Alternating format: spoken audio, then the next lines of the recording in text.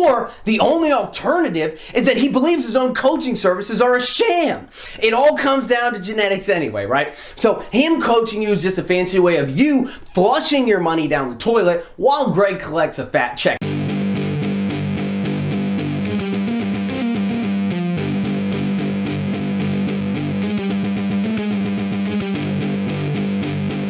What's up guys, Enkiri here, and today we're going to review the recent debate between Coach Greg Doucette and AlphaDestiny, and I'm going to weigh in and give you guys my thoughts on the two sides here, starting with Alex's first video on the topic titled Natural Muscle Maintenance is Easy, which seems to be the video that caused Coach Greg to weigh in on this topic in the first place. So Greg Doucette versus AlphaDestiny, the topic is natural potential. Who's right and who's wrong? Now, here's what I'm going to do today. So I watched all their footage. I watched all their videos. I think that there were 5 of them in total.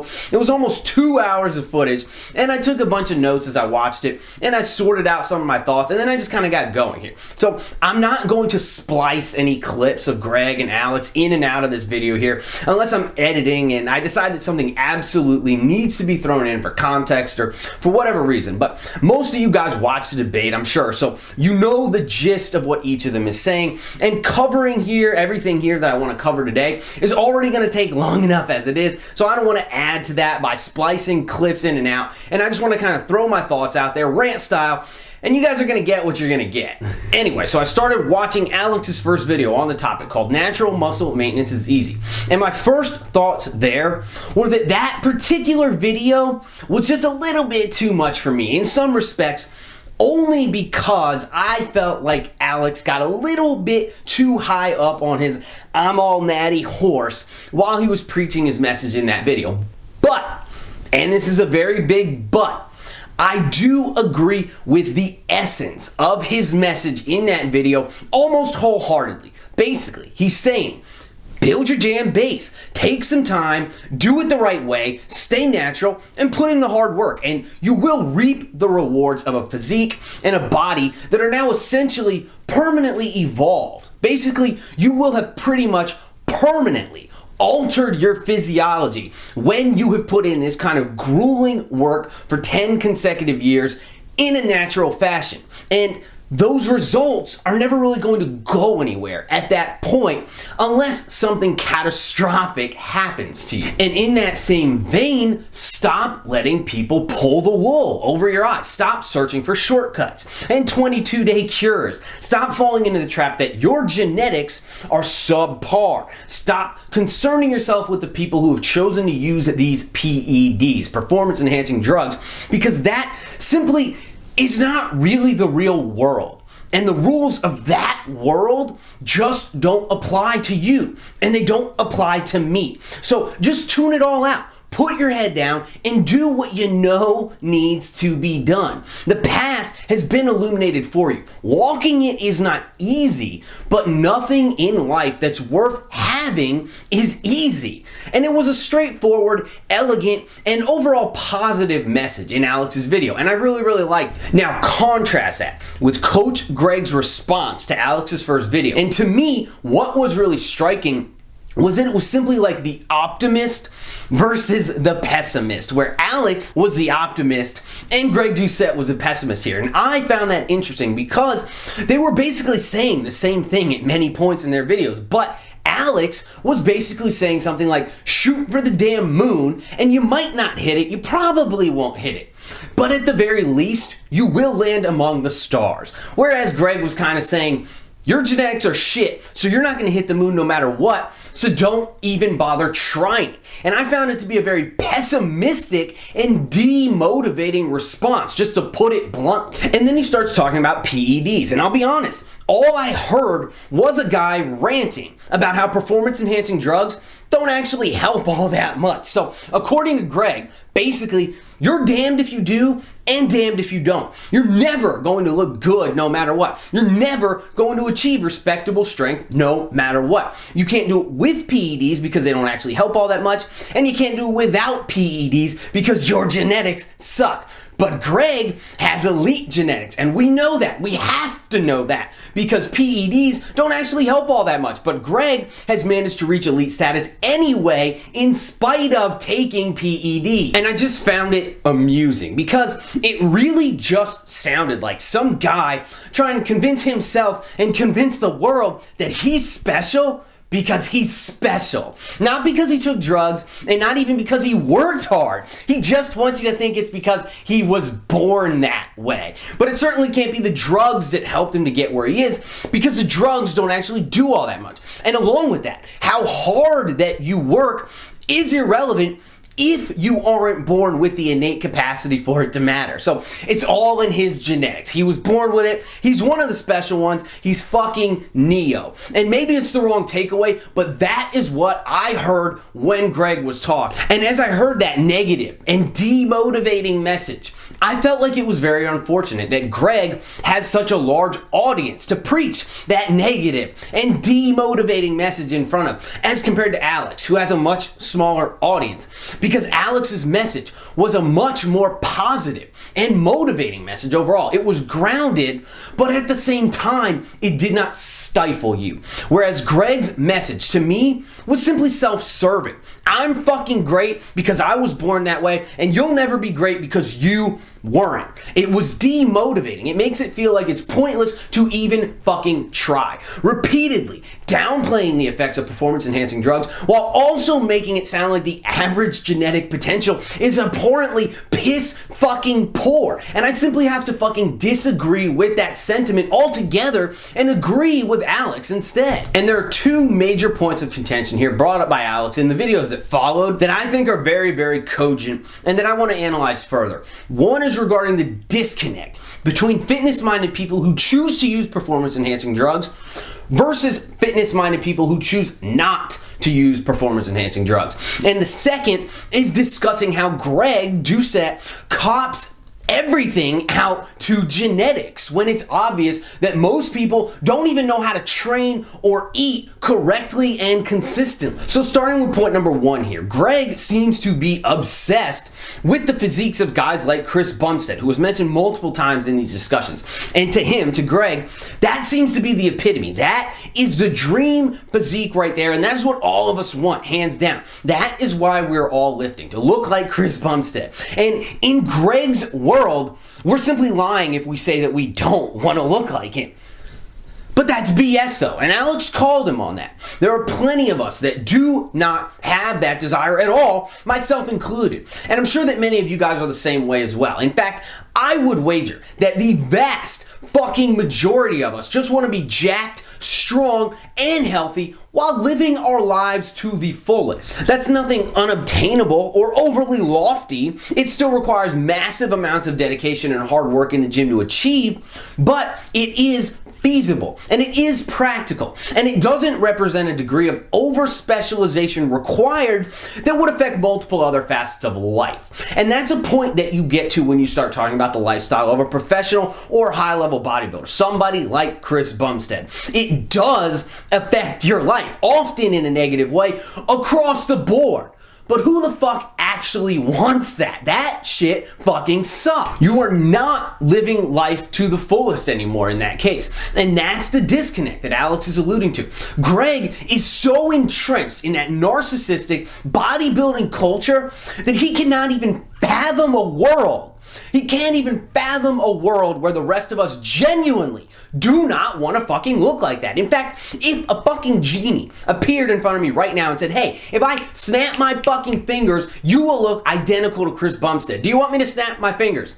I would say, fuck no, genie, and be fucking gone. Because by becoming Chris Bumstead, I also become slow, immobile, and unathletic. And guess what? Personally, I value my athleticism far more than I value the aesthetic of my physique. I do not want to look like that. I do not want to be that. I don't even have a dream physique, if I'm being perfectly honest. I just want to be jacked, strong, athletic, and healthy. But I haven't painted a picture of that in my head. And the process of achieving that is relative only to myself and my own improvement. I'm going to do what needs to be done day in and day out to achieve it, and then the chips are going to fall where they fall. If I'm improving in some way, shape, or form, then I'm happy and I derive satisfaction from it. I may not be eternally satisfied, or I would simply cease to be motivated to improve at that point. But that does not mean that I can't get no satisfaction. And I found it incredibly ironic that Greg accused Alex of falling victim to the false consensus effect when Greg was the one falling victim to it himself. It is simply objective reality that only a minute, damn near microscopic percentage of guys would ever want to be a professional bodybuilder. Here, let's run a flawed experiment real quick. If you want to become a professional bodybuilder, say so in the comments section of this video. And if you don't want to become a professional bodybuilder, then please also say so in the comments section of this video. And let's tally the results, because I'm going to bet hands fucking down that a much, much larger percentage of people would rather look like Alex himself, or as in his example, Henry Cavill. Anecdotally, this is easily evidenced by the fact that Men's Health magazine, which is watered down fucking crap, is far more popular than any of the hardcore bodybuilding magazines, which are simply roided up crap. Greg is the one falling victim to the false consensus effect here, not Alex. Greg is the one disconnected from reality in this regard, thinking that we all seem to want what he's always wanted, the physique that he always wanted, the amount of mass, muscle mass, and leanness that he's always wanted. Whereas Alex, on the other hand, seems grounded on this topic.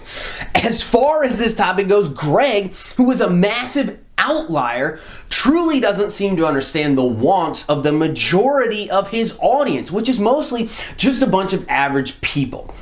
To them, to those average people, Ronnie Coleman and Arnold Schwarzenegger and Chris Bumstead are all freaks in the same way that the old-time oddities at the circus were freaks. There's something that you observe out of curiosity, but not something that most people aspire to be.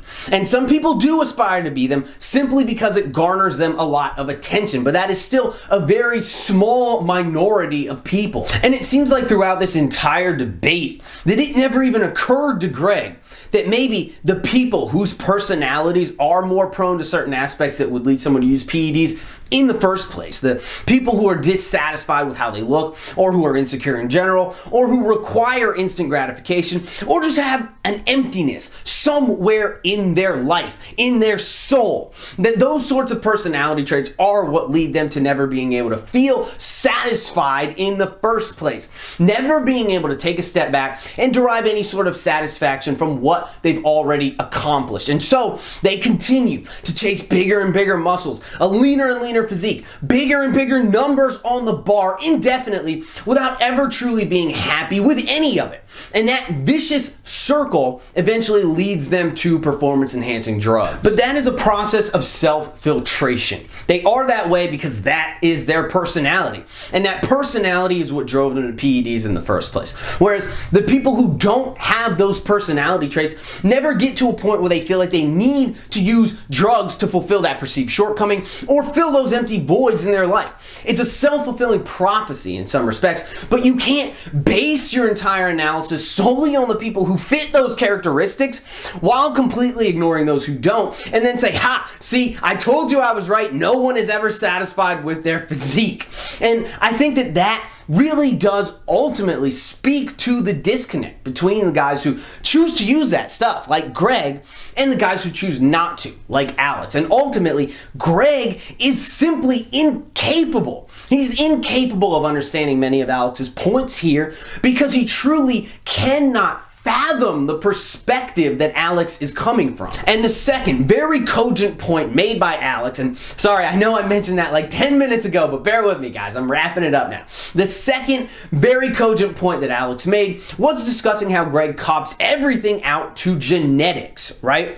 Genetics. When the most obvious points here of all are training and diet. And it's incredibly obvious that most people who are into the fitness lifestyle eat and train like shit. And I'll add to Alex's point here as well by also bringing up time and consistency. I always tell everybody consistency is the most important factor in this game. Most people people simply have not worked hard enough and smart enough for a long enough period of time or consistently enough to see the results that they want to see, to build significant amounts of muscle and significant amounts of strength and a physique that stands out from the crowd as a result of that. And among the vast majority of natural trainees, I truly believe that the major distinguishing factor between those who are impressive and those who are not is simply putting in the proper work for a long enough period of time.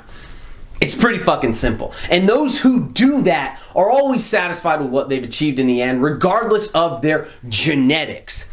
But most people simply never get that far, and that's the problem. And along that same line, Alex is completely right. The training and the nutrition of the average lifter are also generally pure shit. All you have to do is take one look around at any commercial gym to see that no one knows how to fucking train, or at some of the shit training advice that's proliferated by the most popular fitness figureheads right here on motherfucking YouTube. Yeah, no fucking shit. People have shitty physiques and they can't build muscle or strength. They don't know how to fucking train, and they don't know how to eat properly, and they can't do those things consistently for 5 to 10 years because they don't know how to do them in the first place. So how can we cop everything out to genetics when we're not even taking care of the obvious shit first? That is literally putting the cart before the horse, dude. And I simply refuse to believe that the whole of mankind has such piss poor genetic potential that with proper training and proper nutrition applied consistently for a decade, that they can't build a physique that is respectable and worthy of admiration, or that a freaking 165-pound male can't deadlift 520 pounds at the peak, the absolute peak of his lifting career. I did that shit when I was 22 years old and had only been training for 2 or 3 years tops. By that same EXRX chart, I coached my little sister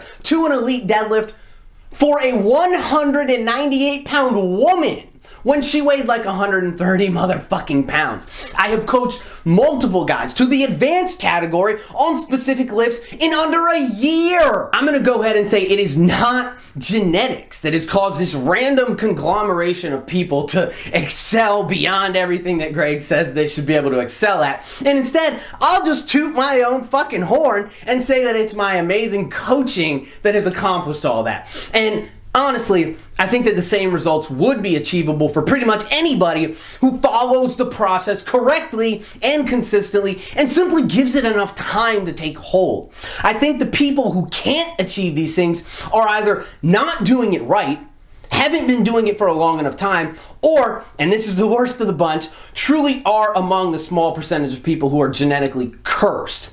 But those are the outliers, and those are not representative of what the average guy can do with proper training and proper nutrition applied for a sufficient period of time. And the kicker is, Greg has to believe all this himself also. Otherwise, why in the hell is he selling his expensive ass coaching services to average people on YouTube? Either he has to believe that the average people can achieve impressive results under his proper guidance, or the only alternative is that he believes his own coaching services are a sham.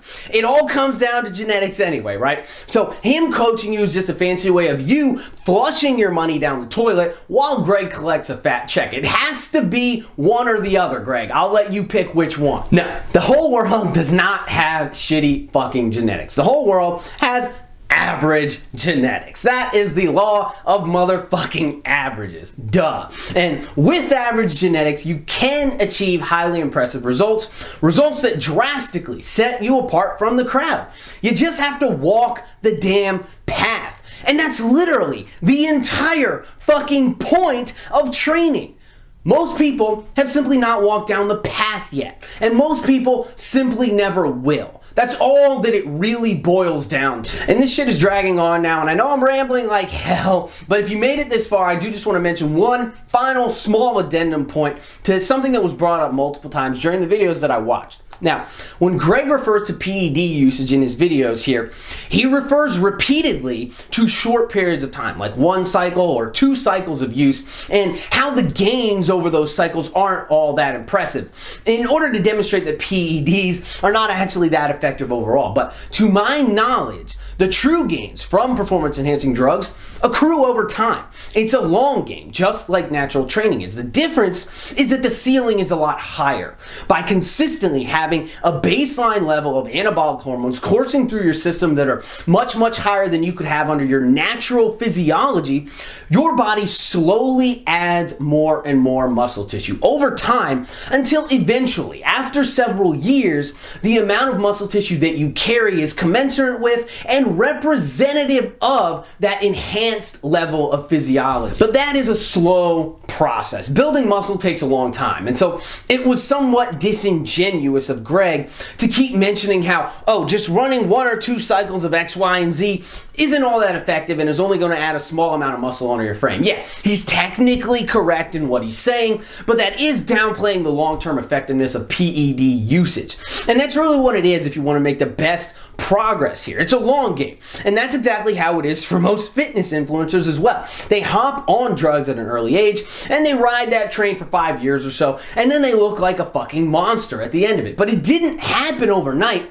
It most likely just happened behind the scenes. And before I go, I'll leave you with this. Even if Greg is basically right about what he's saying in this video series, even if in some perverse reality, pretty much all of us have crap genetics and almost none of us can build impressive levels of muscle or impressive levels of strength, does his message, as it stands now, really even need to be put out there? Is him telling you what you need to hear really doing anybody any good? If I'm an 18-year-old kid right now and I'm hoping to gain 50 pounds of muscle over the next 5 years and become fucking jacked and tan, but my genetics dictate that I'll only be able to gain maybe 20 at best, does hearing Greg's overarchingly negative message, which he preaches so passionately, really do me any good?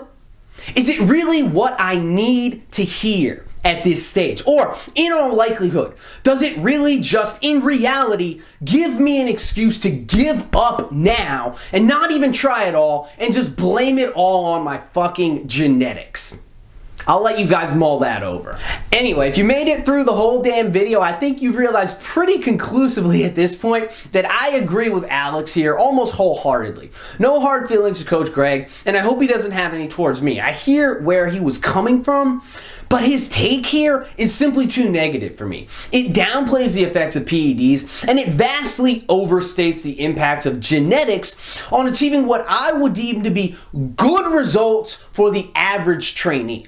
We don't all want to be bodybuilders, Greg. Ronnie Coleman was wrong about that. And we don't want to look like you guys either. And you can achieve highly impressive results as an average natural lifter in the long run. The results ultimately stand out not because they're indicative of some sort of genetic superiority, but because they're indicative of a level of hard work, diligence, and consistency that most people are simply incapable of following through with in the long term. If you want to look impressive and be impressive as a natural lifter, then that is the difficult route that you have to be prepared to take. That is the difficult road that you have to be prepared to walk. The path has been illuminated for you, my friends. You simply have to walk down it. I can't do it for you, Alex can't do it for you, and Greg can't do it for you. Only you can choose to do it every single day, to continue to walk the path. But if you choose to do it for the long haul, then trust me, you will be very, very pleased with your results. You'll be very, very satisfied with your results at the end. Anyway, that's all I got for today, guys. I hope you enjoyed this one. Please be sure to like the video. Don't forget to subscribe to my channel, and definitely leave me some love in the comments down below. And if you're interested in online coaching or training programs, be sure to check out my website, www.enkirielitefitness.com, for more details. Keep training hard, and I will catch you guys next time.